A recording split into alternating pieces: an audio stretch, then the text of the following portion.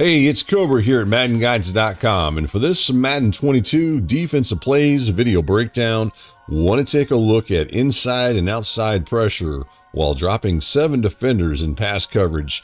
And I've already kind of shown a defense already just a couple days ago that was the 3-4 Cub Trio Sky Zone, where I was able to get inside pressure from the nose tackle plus outside pressure.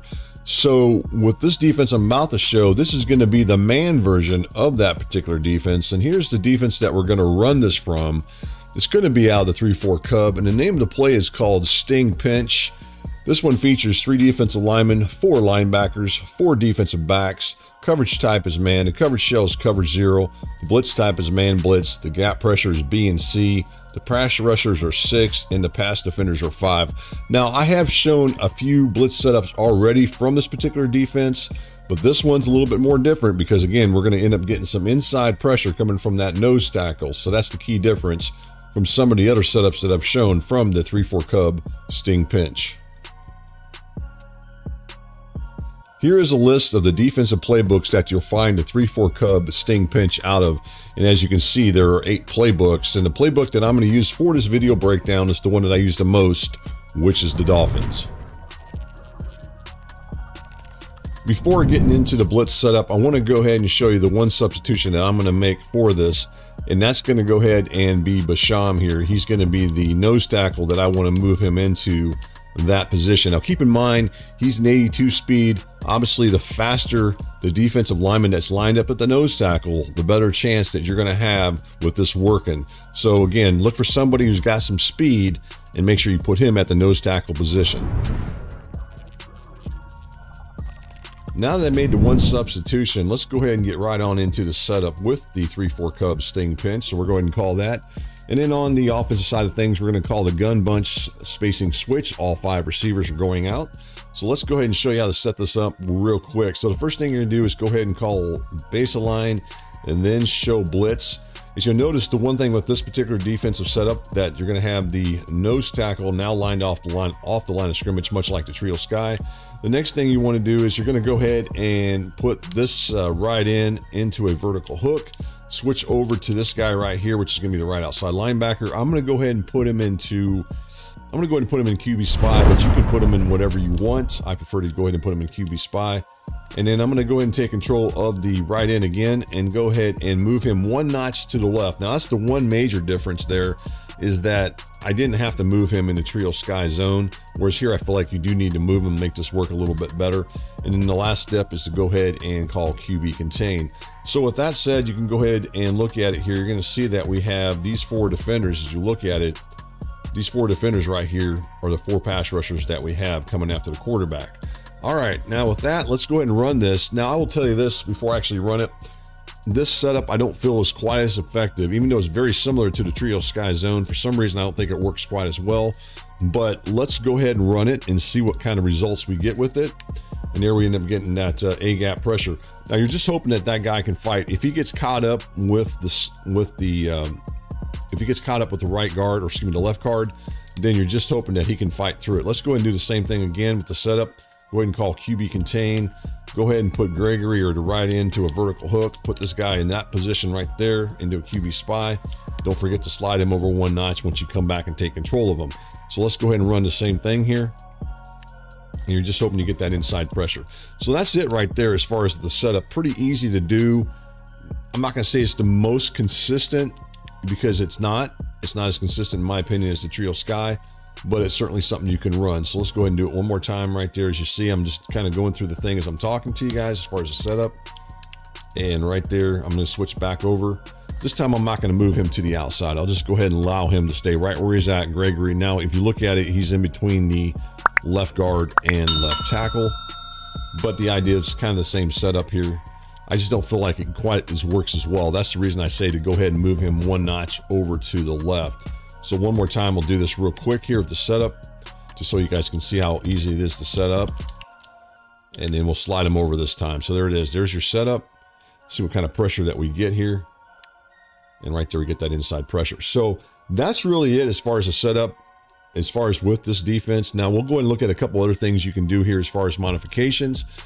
on the other side here as we keep going through this setup with this particular defense out of the 3-4 Cub. Now that I've shown how to get inside pressure from the nose tackle out of the 3-4 Cub sting pinch, I want to go ahead and show you how to get some edge pressure plus the inside pressure. To do that, we're going to manually pass rush. Now, we can go a couple different ways with the Cowboys, and depending on what team you have, you really want to have your best pass rusher at the right end position. Now, with the Cowboys, I could use Lawrence or I could use Parsons. Those are my two best players I've got as far as bringing pressure on a quarterback. For this video breakdown, I'm actually going to go ahead and put Parsons there, but just keep in mind, I could have put Lawrence as well. And this is all based on their pass rush finesse rating. So let's go ahead and do with Parsons. So I'm going to go ahead and do a sub here. I'm going to go ahead and sub him out with Bernard here. And then I'm going to go ahead and get rid of Gregory and bring Parsons in at the right end position. So this is going to put my best pass rusher at the right end position. All right, let's go back into this, and I want to show you how this works. You guys have been following me along here throughout this last 6 or 7 months or so.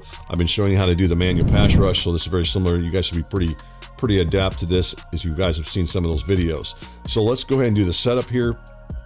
The only difference here is I'm going to go ahead and put Parsons in a flat, and then I'm going to go ahead and switch to this linebacker here. Now, if you remember right, in the first setup I showed, I had him in a into a QB spy. I'm going to go ahead and put him into a vertical hook, although you could have him in QB spy if you so choose.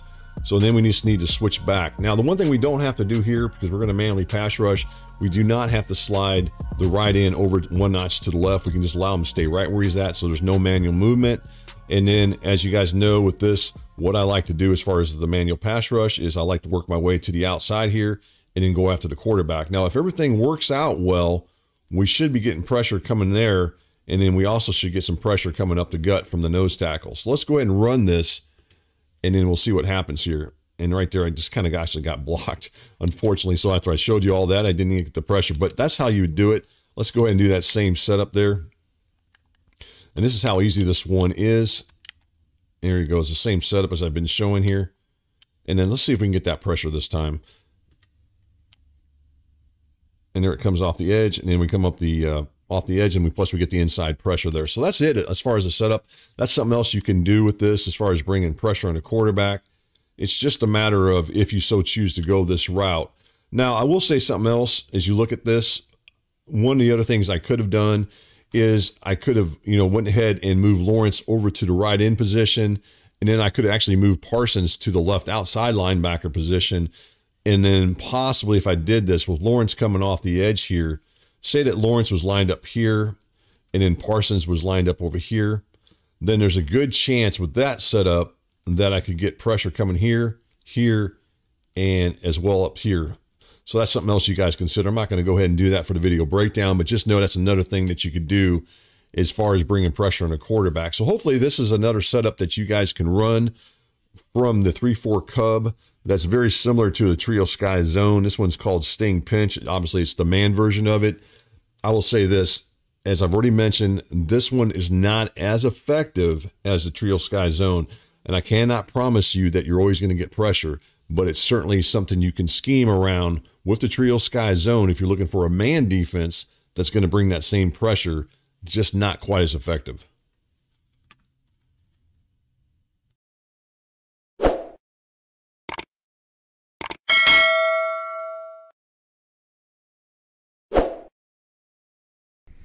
Hey Madden gamers, if you enjoy this Madden video or any other video, please subscribe to the Madden Guides YouTube channel. And as always, thanks for watching and for your support.